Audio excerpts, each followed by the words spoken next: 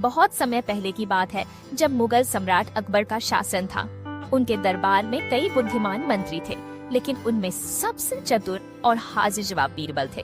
बीरबल अपनी तीव्र बुद्धि और हाजिर जवाबी के लिए प्रसिद्ध थे। अकबर भी उनकी बुद्धिमत्ता से प्रभावित थे और अक्सर उनसे जटिल प्रश्न पूछकर उनका परीक्षण किया करते थे। एक दिन सम्राट अकबर अपने दरबार में बैठे थे और उन्होंने सोचा कि बीरबल की बुद्धिमत्ता को परखा जाए। उन्होंने बीरबल से एक अजीब सवाल पूछा। बीरबल, बताओ इस दुनिया में सबसे कीमती चीज क्या है? बीरबल मुस्कुराए और बोले, जहां पनाह, इस दुनिया में सबसे कीमती चीज समय है, क्योंकि इसे न खरीदा जा सकता है, न रोका जा सकता है और न ही लौट आया जा सकता है। जो समय एक बार बीत जाता है वह कभी वापस नहीं आता। अकबर ने बीरबल के उत्तर की सराहना की, लेकिन उन्होंने बीरबल को एक और चुनौती देने की सोची। उन्होंने दरबारियों के सामने घोषणा की, जो व्यक्ति सबसे सच्चा और सबसे झूठा वाक्य कहेगा उसे हम इनाम देंगे।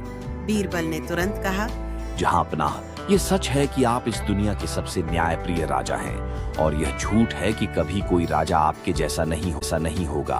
अकबर यह सुनकर हंस पड़े और बोले, बीरबल, तुमने दोनों शर्तें पूरी कर दी। और उन्होंने बीरबल को इनाम में सोने की मुद्राएं दी। एक बार एक गरीब किसान अकबर के दरबार में आया और रोते हुए बोला, जहांपनाह, मेरी एकमात्र गाय चोरी हो गई है। मेरे पास जीविका का और कोई साधन नहीं है, कृपया मेरी मदद करें। अकबर ने बीरबल को बुलाया और कहा, बीरबल, इस गरीब किसान की मदद करो और चोर को पकड़ो। बीरबल ने सभी संदिग्ध लोगों को दरबार में बुलाया और एक चाल चली। उन्होंने कहा, मैं यहाँ एक जादू की छड़ी रखूंगा। जो चोर होगा उसकी छड़ी सुबह तक 1 इंच लंबी हो जाएगी। अगली सुबह जब बीरबल ने सभी की छड़ियां देखी, तो एक आदमी की छड़ी 1 इंच छोटी थी। उसने डर के मारे खुद ही अपनी छड़ी काट दी थी, क्योंकि उसे लगा कि यह बढ़ जाएगी। बीरबल ने उसे चोर के रूप में पहचान लिया और किसान को उसकी गाय वापस दिला दी। एक दिन दरबार में एक गंभीर विवाद ने ऐसा मोड़ लिया कि सभी मंत्रियों के मन में प्रश्न उठने लगे कि न्याय वास्तव में कैसा होना चाहिए। बीरबल ने अपनी अचूक बुद्धिमत्ता और न्यायप्रियता के बल पर एक ऐसे मामले को सुलझाया जिससे यह सिद्ध हो गया कि जब सच्चाई सामने होती है तो न्याय स्वयं ही अपना रास्ता बना लेता है। एक शांत सुबह दरबार में एक गरीब किसान अपने आंसुओं भरे चेहरे के साथ उपस्थित हुआ।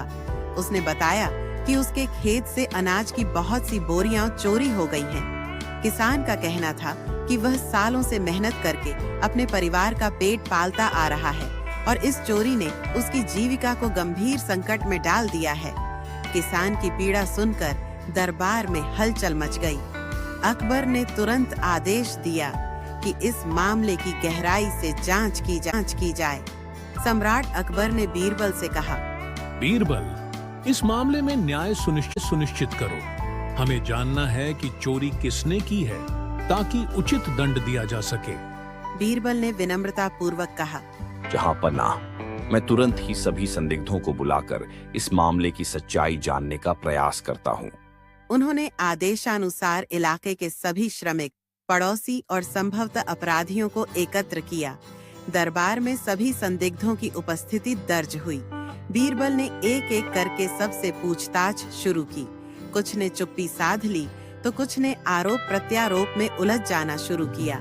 लेकिन बीरबल ने एक योजना बनाई। उन्होंने कहा, मेरे पास एक विधि है जिससे सच्चाई स्वयं प्रकट हो जाएगी। बीरबल ने दरबार में एक विशेष वस्तु, एक छोटी सी घड़ी और कुछ चमकीले पत्थर सामने रख दिए।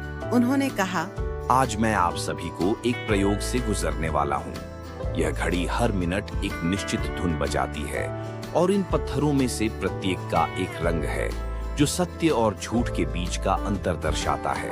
उन्होंने आदेश दिया कि सभी संदिग्ध अपने अपने बर्तनों में बैठ जाएं। बीरबल ने सभी से कहा कि वे अपनी कहानी सुनाएं और अपनी बात को साबित करें। हर बार जैसे ही कोई संदिग्ध अपनी कहानी बताता, बीरबल ने घड़ी के धुन के साथ साथ पत्थरों के रंग में बदलाव का निरीक्षण किया। धीरे धीरे एक संदिग्ध ऐसा हुआ जिसकी कहानी में बार बार असंगतियां देखने को मिली। उस संदिग्ध की आंखों में भय स्पष्ट था और उसके हाथ कांपने लगे।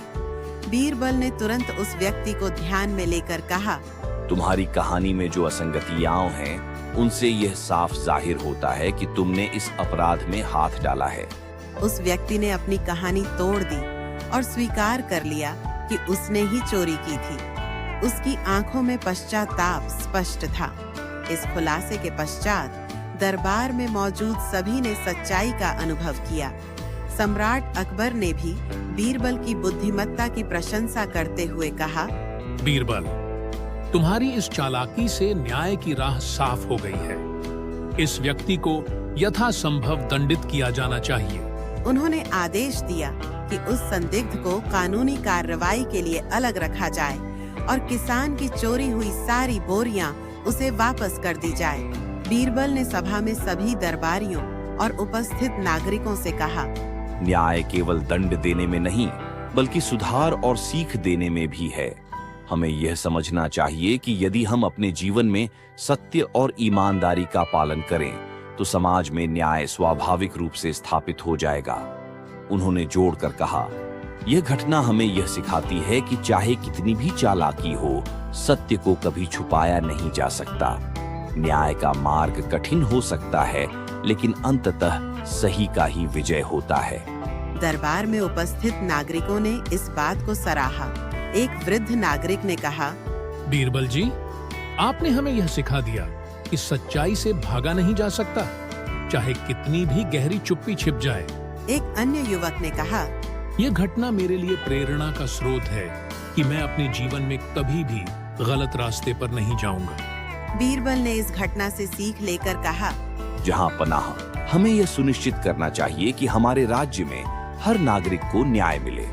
यदि हम अपनी छोटी छोटी गलतियों को नजरअंदाज करते हैं, तो बड़ी आपदाएं स्वयं ही जन्म लेती हैं। इस प्रकार बीरबल की अचूक बुद्धिमत्ता ने एक बार फिर यह साबित कर दिया कि न्याय में सच्चाई की जीत अनिवार्य है। सम्राट अकबर ने भी इस घटना से सीख ली कि राज्य में न्याय और सत्य को बनाए रखना ही सबसे महत्वपूर्ण कार्य है। इस घटना ने दरबार में उपस्थित सभी लोगों के मन में गहरी छाप छोड़ी कि जब तक हम सच्चाई और ईमानदारी के मार्ग पर चलेंगे, तब तक समाज में शांति और समृद्धि बनी रहेगी। शिक्षा। इन कहानियों के माध्यम से हमने न केवल मनोरंजन पाया, बल्कि जीवन के गूढ़ रहस्यों और मूल्यों को भी समझने का प्रयास किया। आशा है कि आप इन कहानियों से प्रेरित होकर अपने जीवन में सकारात्मक बदलाव लाने का संकल्प उठाएंगे। आपके लिए यही संदेश है कि समय को संजोएं, सत्य और न्याय की राह पर अडिग रहें, क्योंकि यही मूलभूत मूल्य हमें जीवन में आगे बढ़ाते हैं और समाज को बेहतर बनाते हैं। आपको हमारी ये कहानी अच्छी लगी हो तो हमारी चैनल को लाइक करें, शेयर करें और सब्सक्राइब करें। धन्यवाद।